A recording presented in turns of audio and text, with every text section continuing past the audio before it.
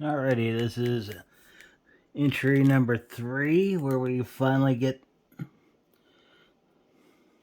priming done proper.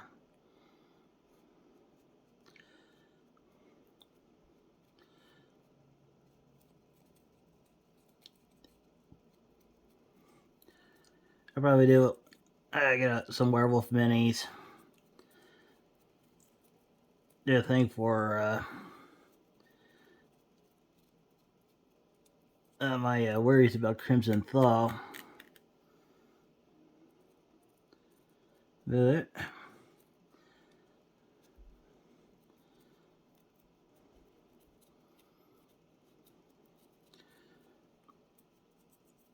that is then. This is now. As you can see, the my base layer is once again Folk Art Titanium White.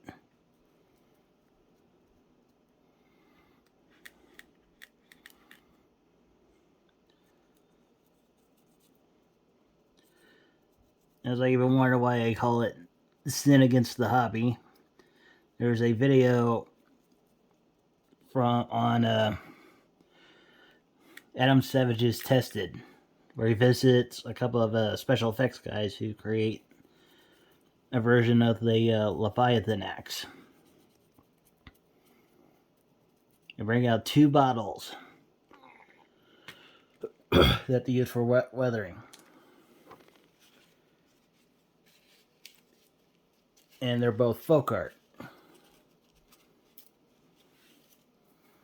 It's like I recognize the top, I recognize the pattern of the label. Why I call it the Sin Against the Hobby? Because earlier in that video they were gushing all over this one brand of paint that they can't get enough of. They use it on everything. But not the weathering. The weathering, yeah, we got some blacks and browns and do it that way. It's annoying. Ugh. Yeah, like, I don't know. I'm not sure what the hell sometimes, but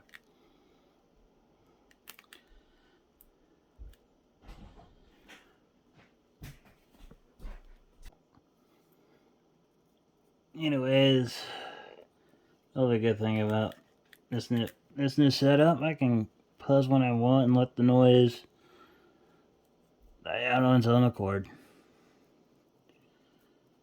But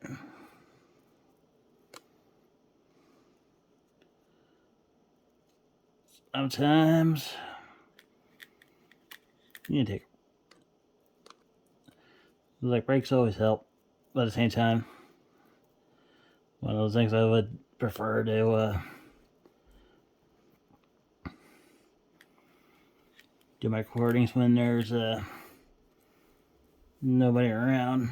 Makes things a hell of a lot easier.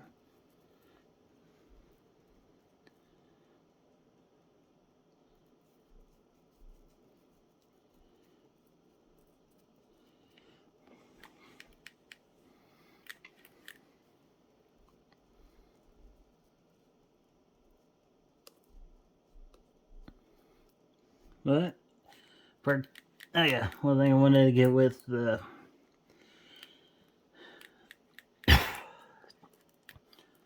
part 2 of why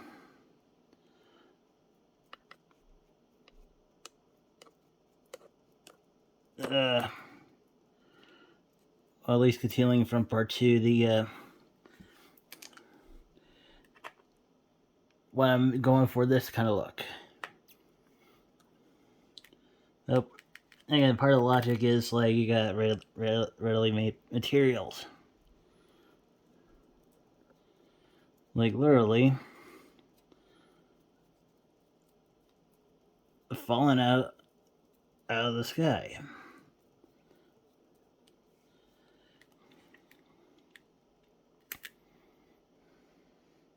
So if you're underwater civilization,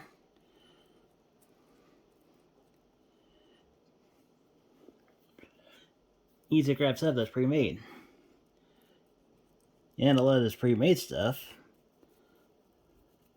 is fairly porous. So a lot of that either ethereal or eldritch energies we'll give it more like a weird backlighting type of. Oh shit! There. Hopefully that will work.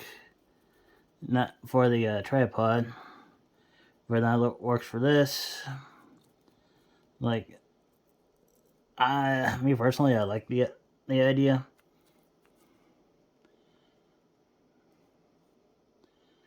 But considering I'm going up against artists, they'll usually tag have entire essays on how their pieces fight fire with fire. That's like one thing I've noticed. Like, a lot of people are using like the new widgets from Games Workshop, like that thing for holding your miniature. I think it's a good idea, but I think this is where GW kind of knew what they were doing it for maximum screw over. You get an entire box of guys, but so you gotta get roughly 12 to 15 a pop for those grip handles.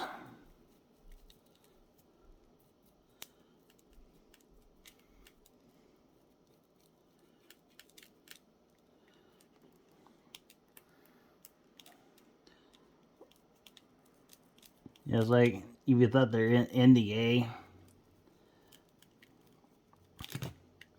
was predatory, why would you? Why don't they have a bulk deal with their handles? Their grips for minis. I'll give them credit. They got a little attachment for it. If you're doing bigger size, here's the thing to upsize it.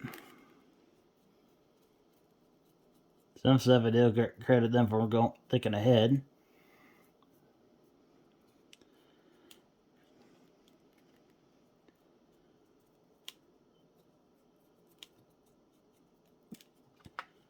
Other times,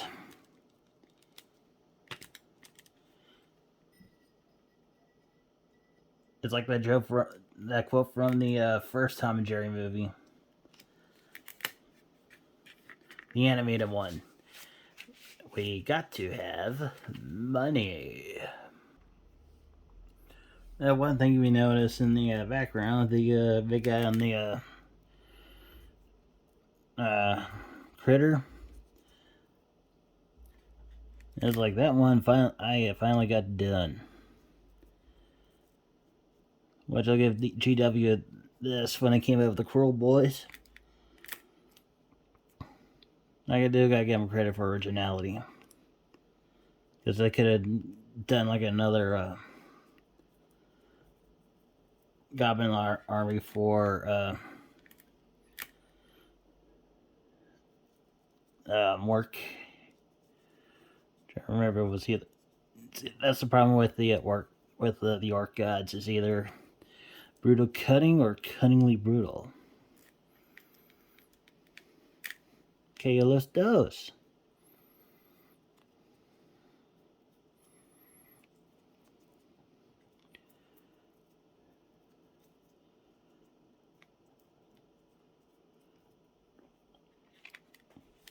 But one thing I do get, I like where they got the inspiration from. If you remember the two towers, the inspector, I think he's the inspiration for part of the inspiration for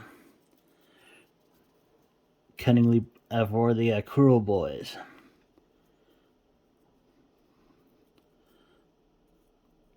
Like, take this one, make more emphasis on pain and torture.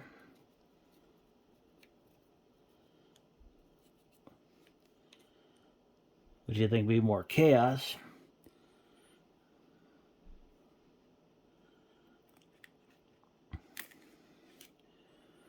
But just like Horn, chaos cares not. Fuel for the fire by proxy. Korn does that all the time.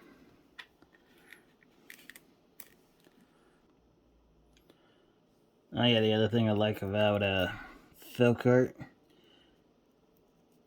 it is great for bulk stuff. Like, you got a bunch of stuff you need done. You need quite a bit.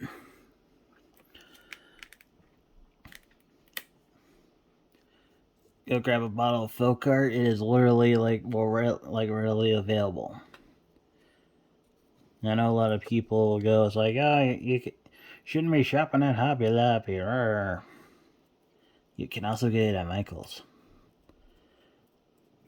Like, Michael's are, I would say, like, they're upcharged like maybe like 50 cents more. But you still get it at still go to Michael's and get them.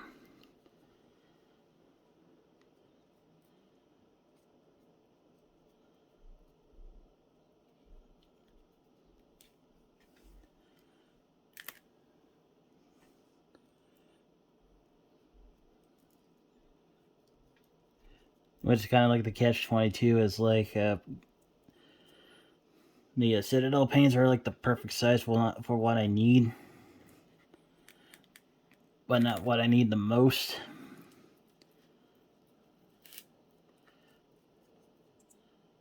Well, Folkart is the perfect size for what I need the most, and a little bit way too much for if I just need like one color.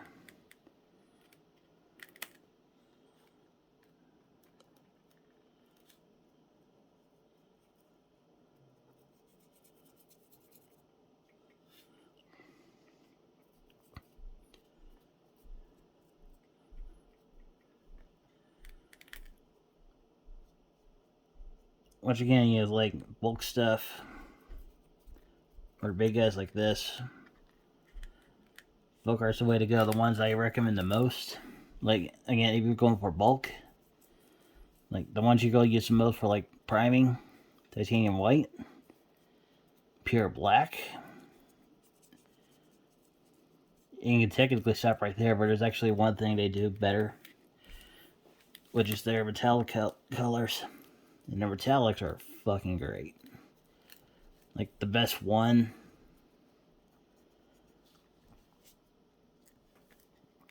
I like using the most is Sapphire Blue or Cool Sapphire Blue. Kind of depends on which store you go to, but it's the same color.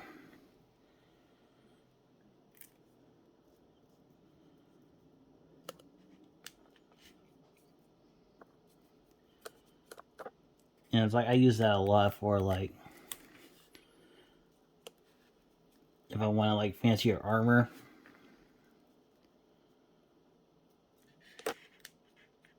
Cool Sapphire Blue, and not only that, if someone goes, "Oh, they can't color armor," yes, they can. There was literally an episode of Nova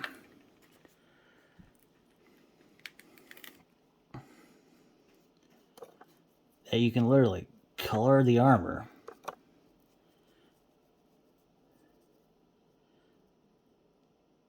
with the tempering process.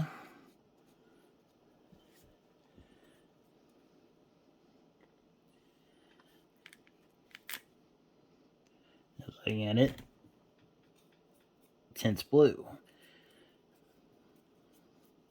which is really great for Blood Bowl, because one thing I've seen with like was everybody uses flat colors.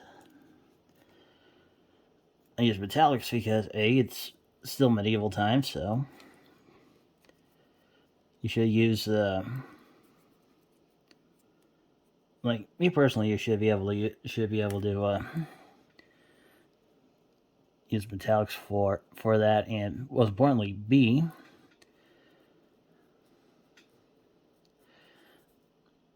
That special gives a little bit of a illusion of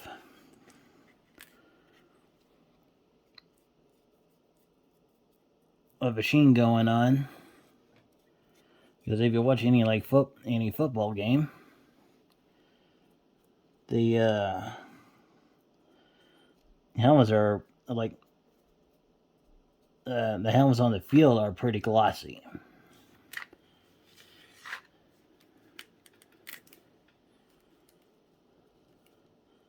So might as well give that a little bit of illusion of basically Friday Night Lights. Alrighty, that is kind of mostly done. I'll probably be doing a little bit more touch-ups like that. Get whatever spots I missed.